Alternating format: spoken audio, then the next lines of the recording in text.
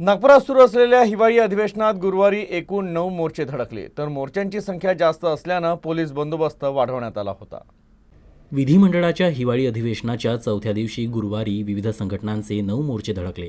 यातील बहुतांश मोर्चे सायंकाळपर्यंत मोर्चा पॉइंटवरच थांबून होते। मोर्चा पॉइंटवर आल्यानंतर आंदोलकांनी जोरदार घोषणाबाजी करत सरकारचे लक्ष वेधण्याचा प्रयत्न केला। महाराष्ट्र राज्य ग्राम कामगार पोलीस पाटील युनियन तसेच महाराष्ट्र राज्य पोलीस पाटील संघटनेचा संयुक्त मोर्चा लक्षवेधी ठरला।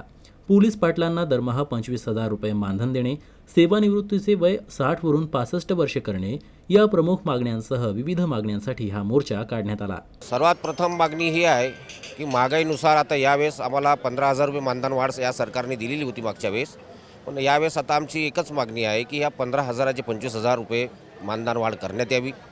सोबतच कोतवाल आणि अंगणवाडी सेविका यांचं वय वाढ 65 वर्ष करण्यात आलेली आहे, पण पोलीस पाटलाची वय वाढ अजूनही 60 आहे। आमच्या सरकारला हेच एक विनंती आहे की आता महाराष्ट्रामध्ये खूप जास्त पोलीस पाटील यावेळेस निवृत्तीच्या याच्यावर आहे, समजून चालायचं उंबरठ्यावर आहे। म्हणून आमची एकच विनंती आहे की शासनाला जास्त भार न येता जास्त शासनाला वेळोवेळी मदत होण्यासाठी आम्ही 60चे 65 करावी अशी एक विनंती आम्ही या माध्यमातून करणार आहोत। महाराष्ट्र राज्य शालेय पोषण आहार कर्मचारी युनियनचा मोर्चा चाचा नेहरू बालोद्यान ते टेकडी रोड पर्यंत काढण्यात आला।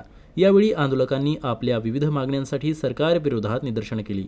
या मोर्चाची प्रमुख मागणी ही आहे की गेले 20-25 वर्षापासून जे शालेय पोषण कर्मचारी स्वयंपाकी मदतनीस मध्यान्ह भोजन शिजवतात त्यांना जिल्हा परिषद सेवेत सामावून घेऊन शासकीय कर्मचाऱ्याचा दर्जा मिळाला पाहिजे, ही या मोर्चाची प्रमुख मागणी आहे।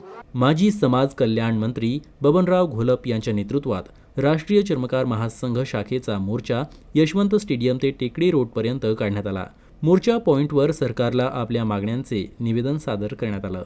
मागच्या वर्षात सुद्धा आम्ही 2 आंदोलनं केले। त्या दोन्ही आंदोलनामध्ये आम्हाला मुख्यमंत्री एकनाथ शिंदे यांनी आश्वासन दिलं होतं की आम्ही रविदास महामंडळ स्थापन करू, रविदास आयोग स्थापन करू, विद्यापीठ देऊ, 100 एकर जागा देऊ, 200 कोटी रुपये देऊ, अशा प्रकारच्या अनेक मागण्या आमच्या सगळ्या मान्य केल्या होत्या।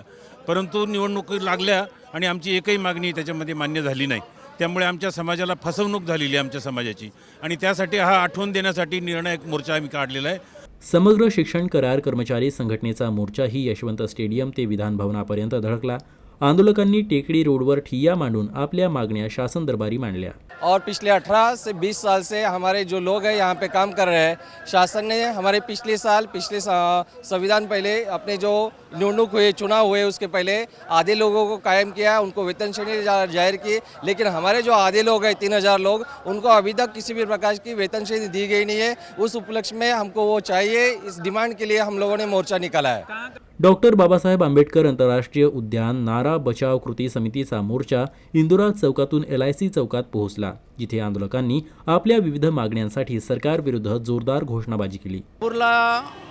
1996ला जो DP प्लॅन बनला, त्या DP प्लॅनमध्ये 130 एकर जागा डॉक्टर बाबासाहेब आंबेडकर इंटरनॅशनल पार्कच्या नावाने रिझर्व होती।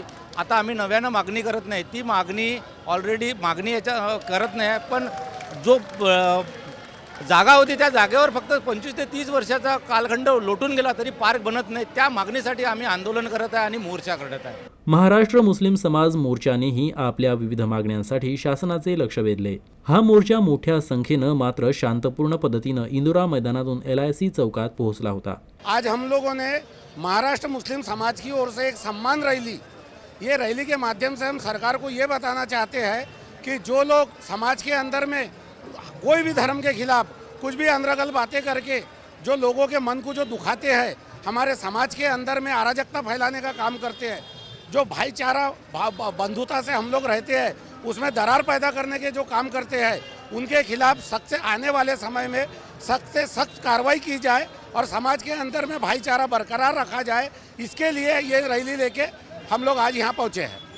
प्राउटिस्ट ब्लॉक इंडिया विदर्भ समाजाचा मोर्चा विदर्भ अध्यक्ष मधुकर निस्ताने यांच्या नेतृत्वात यशवंत स्टेडियम पासून टेकडी रोडवर पोहोचला।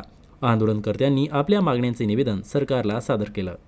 अतिक्रमणधारक शेतकऱ्यांचा मोर्चा आहे।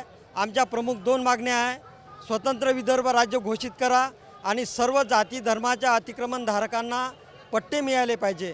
ही प्रमुख मागणी आहे. आदिवासी इतर पारंपरिक वननिवासी समाजाचे जे लोक वैध करत होते त्यांना पट्टे देण्याचा कायदा होता, परंतु मागील सरकारने हा कायदा रद्द केला. त्याच्यामुळे अनेक लोक पट्ट्यापासून वंचित झालेले आहे.